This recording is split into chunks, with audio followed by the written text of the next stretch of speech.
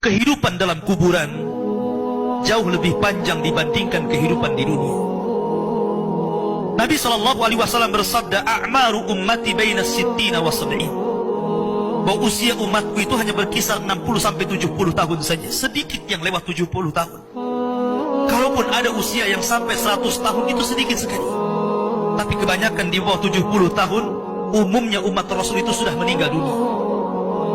Tetapi ketika orang masuk ke dalam kuburan, usia dia di kuburan sampai kiamat ditegakkan itu panjang sekali. Anda bisa bayangkan, orang yang meninggal sejak zaman Nabi Adam sampai hari ini kiamat tidak dibangkit-bangkitkan, menunjukkan bahwa kehidupan kuburan jauh lebih panjang dibandingkan kehidupan dunia. Dari sinilah maka wajar seorang mukmin harus takut dengan kehidupan kuburan. Ma'asyiral muslimin yang dimuliakan Allah Azza wa Jalla. Tetapi para ulama mengatakan, apakah orang yang mendapatkan adab kubur itu munqati atau mustamir, terus menerus ataukah terputus? Kata para ulama, adab kubur itu hanya terputus dengan tiupan sangkakala Israfil. Ketika itulah Nabi SAW menceritakan bahwa Allah Subhanahu wa Ta'ala memerintahkan kepada Israfil untuk meniup sangkakala yang pertama. Disinilah adab kubur terputus.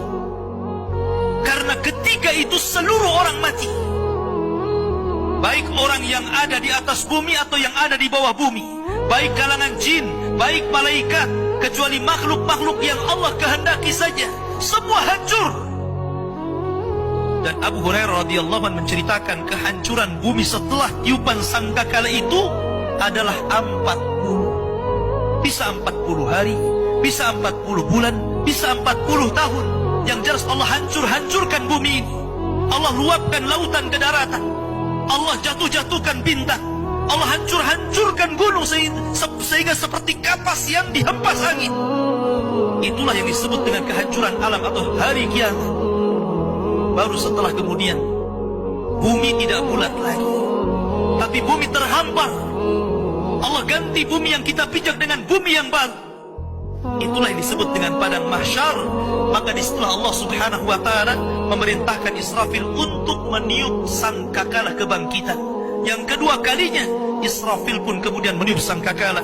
Maka dari situlah manusia keluar dari perut bumi. Wa akhrajatil ardu athqalaha. Allah keluarkan beban-beban beratnya. Disitulah orang-orang yang beriman, ketika mereka muncul dari kuburan, maka mereka akan berkumpul dengan keluarganya. Allah mengatakan, alladzina amanu wattaba'athum dzurriyyatuhum biimanin alhaqna bihim dzurriyyatuhum. Orang-orang yang beriman, kemudian keimanan diikuti oleh keluarganya, oleh istrinya, oleh suaminya, oleh bapaknya, oleh anak-anaknya, oleh cucu-cucunya. Maka ketika mereka dibangkitkan dari kuburan, mereka langsung berkumpul menjadi satu keluarga. Dan itu sebuah ketenangan. Tapi orang-orang di luar daripada beriman, mereka keluar dari perut bumi seperti dua binatang. Pertama Allah contohkan dengan laron yang berterbangan. Anda bisa melihat laron apabila terbang di atas lampu atau di sekitar lampu. Lihat bagaimana cara terbangnya. Mereka akan saling tubruk dengan kawan-kawannya. Karena pada hari itu anak lari dari orang tuanya, suami lari dari istrinya, orang tua lari dari anaknya. Terkadang mereka bertubruk satu dengan yang lainnya. Yang kedua seperti belalang kal jaradil muntashir. Pertama seperti laron dulu, lari sana lari sini, yang dari barat ke timur, yang dari timur ke barat, yang dari selatan ke utara, yang dari utara ke selatan. Mereka kacau sehingga mereka mengatakan, ya wailana man ba'atsana min marqadina. Celaka, siapa yang membangunkan aku dari tidurku? Tapi orang-orang yang beriman hanya mengatakan, hadza ma wa'adar rahman wa sadaqal mursalin. Inilah janji Allah kepada kalian dan benarlah ucapan para rasul. Baru setelah itu dari padang mahsyar berteriak seorang yang Allah suruh untuk berteriak. Mulailah kemudian mereka teratur. Maka mereka akan berjalan ke satu titik. Disitulah yang disebut dengan padang mahsyar. Mereka akan tinggal selama 50 tahun telanjang, kembali tidak dikhitan, tidak pakai sandal, matahari dekatkan 1 mil, keringat bercucuran, tidak ada makan, tidak ada minum. Mereka berdiri 50 tahun.